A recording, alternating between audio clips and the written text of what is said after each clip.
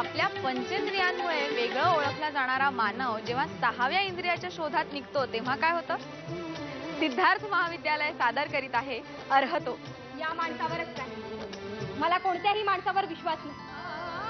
तुम्ही म्हणताय तोच विचार मलाही माहित आहे, पण अशा कोणत्याही विचारानं माझ्या समस्येकडे पाहिल्यावर माझी समस्या दुबळी होणार नाही, किंवा माझी तीव्र इच्छा असूनही त्या समस्येची मालकी मला नाकारता येणार नाही. माझी समस्या ही माझ्या जीवनाची आहे की जीवनातली आहे हे अजून मलाही कळलेलं नाही. बाळांनो, तुम्हाला संगीत पाहता आलं पाहिजे, चित्र ऐकता आलं पाहिजे, त्यासाठी उपलब्ध ज्ञानेंद्रियांच्या पलीकडे गेलं पाहिजे. अगदी 6वं इंद्रिय उपलब्ध करून घेतलं पाहिजे. डोळ्याशी संबंधित चित्रकला, संगीत अभ्यासाने कान हे इंद्रिय तयार होईल. 6व्या इंद्रियाची उपलब्धी होईल होईल, पण ज्याला याची उपलब्धी झाली आहे असा माणूस तरी भेटेल. त्यासाठी एके ठिकाणी राहून उपयोग नाही, फिरलं पाहिजे. माणसाचं जगणं किती कठीण झालंय, पण त्या जगण्यातही तो स्वतःला कुठेतरी हरवत चाललाय. आणि तरी सुद्धा आपण स्वतःला शोधूया हा एक भाग मी माझ्या एकांकिकेतनं सांगण्याचा प्रयत्न केला. संगीत शाळेत शिकून माझी अस्वस्थता थांबली नव्हती. का? तिथेही तुम्हाला 6व्या इंद्रियाचा अनुभव असलेला माणूस नाही भेटला? माणूस भेटला नाही असं म्हणता येणार नाही, पण चित्र ऐकता आलं पाहिजे, संगीत पाहता आलं पाहिजे. या प्रश्नांची उत्तरं मिळाली, पण 6वं इंद्रिय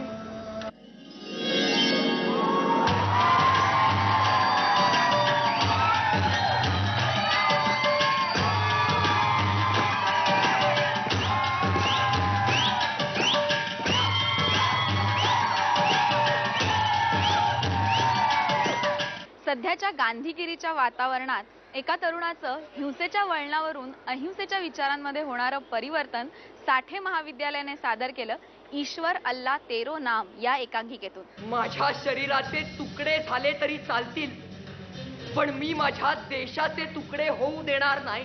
जर मला पंतप्रधान पद मिळालं नाही तर मी काँग्रेस सोडेल. बापू, हा दिवस बघण्यासाठी आम्ही तुम्हाला साथ दिली नव्हती. आमच्या मनासारखं झालं नाही तर या धर्मयुद्धामध्ये आम्ही रक्ताचे सडे पाडू. यावर एकच उपाय, मला पंतप्रधान पद हवंय. आणि जर का असं झालं तर मला स्वतंत्र पाकिस्तान.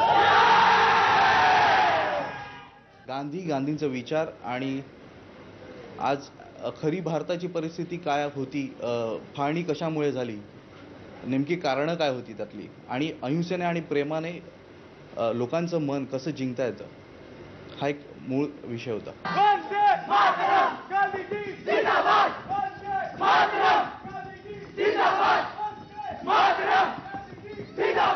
तुम्ही माझा पाठलाग का करताय? पाठलाग? ओ नाही हो, मी पाठलाग वगैरे नाही करत आहे. मी असा तिथे आलो होतो तर तुम्ही दिसलात.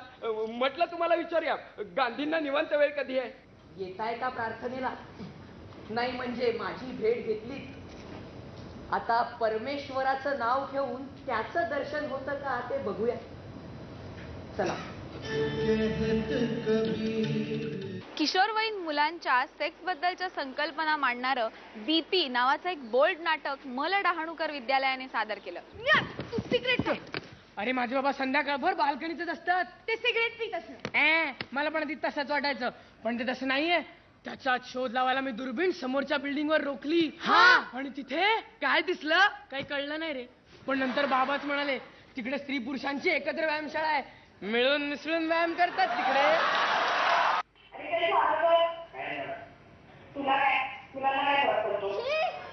ही मुलगी कोण आहे? दादाची मैत्रीण आहे. बऱ्याचदा येते घरी, पण आईला नाही आवडत. हा कळलं का तुला?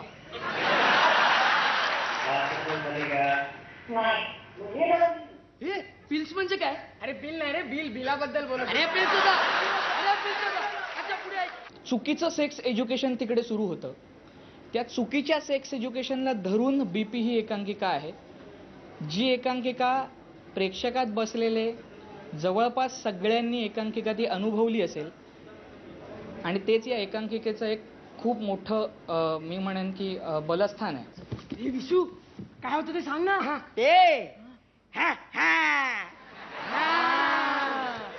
म्हणजे अरे म्हणजे डिचॅक. म्हणजे अरे म्हणजे सेक्स मेल फिमेल. ए डिव्हिजन मधले. मग तुम्ही डी डिव्हिजन मधले काय लिहिता? महिनोन महिने तालमी, कॅन्टीनच्या मिसळीचं डाएट, स्क्रिप्टचं हजारदा वाचन, स्पीच, कॉम्पोजिशन, एनर्जी, नाटकाची अशी सगळी व्यवधानं सांभाळत सादर केलेल्या एकांकिकेनंतर आता वेळ निकालाची. चंद्रकांत मेहेंदळे, शीतल क्षीरसागर, अशोक समेळ, प्रशांत दळवी आणि चंद्रकांत कुलकर्णी यांच्या परीक्षणाखाली अंतिम निकाल जाहीर झाले. तृतीय सर्वोत्कृष्ट एकांकिका रोख रुपये 1501 यावर्षी मिळालं पारितोषिक ईश्वर अल्लाह.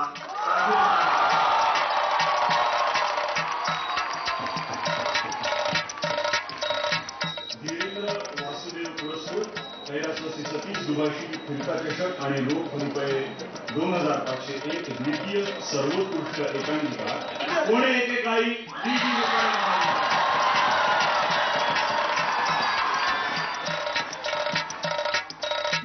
पालनपूर फिरता चषक रोख रुपये 3501 या वर्षीची सर्वोत्कृष्ट प्रथम एकांकिका आहे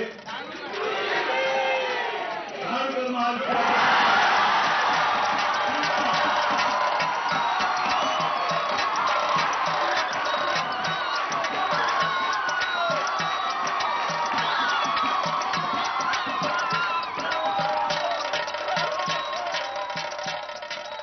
विजेत्या महाविद्यालयांना हाऊसफुल तर्फे हार्दिक शुभेच्छा.